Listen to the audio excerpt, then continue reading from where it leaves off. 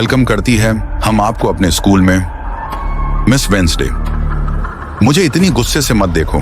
गाड़ी स्कूल से वापस जा रही होती है। मुझे एक पेड़ नजर आता है जो बहुत डरावना होता है। मैं उस पर एक मानपान सेब और नाउन देखती हूँ। मुझे एक शाना नक्शा मिलता है जो स्कूल से बाहर निकलने में मदद करता है। मैं कुछ खोजने के लिए आगे बढ़ती हूँ। मुझे बहुत सारी चींटियां नजर आती हैं। मैं एक फैशन शो में पहुंचती हूँ और ब्लैक मास्क लगाती हूँ। तभी एक खौफनाक जानवर मर नजर आता है। ये क्या चीज है?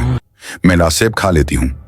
कर देखती हूँ मगर वहाँ कोई नहीं। তাহলে ভ্রম नक्शा নয়, हाथ में लेकर मैं आगे बढ़ी। মায়া নয়, रास्ते में मुझे कुछ আমার अजीब ভীতি आवाजें কাতর सुनाई মনের ভ্রান্ত नीचे देखती। প্রত্যাখ্যান নয়। हजारों चींटियां সত্যি কেউ এসেছে मेरे ঘরে। पैरों के पास रेंग रही এ শব্দই ऐसा তার लग रहा অমোঘ था जैसे প্রমাণ। कोई संदेश देना चाहती।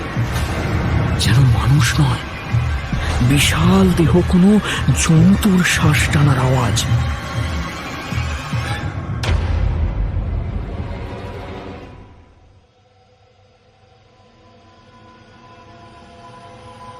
বাংলা সাহিত্যের রোমাঞ্চকর কিছু গল্প দিয়ে সাজানো আমাদের এই বিশেষ নিবেদন সানডে সাসপেন্স।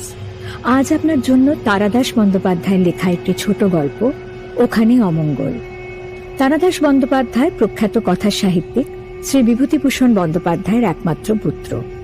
জন্ম 1947 সালের 15 অক্টোবর, প্রয়াণ 2010 সালের 18 জুলাই। বাবার মতোই করেছেন শিক্ষকতা। তাঁর লেখা উল্লেখযোগ্য গ্রন্থ কাজল এবং কাজলের পরের পর্ব তৃতীয় পুরুষ।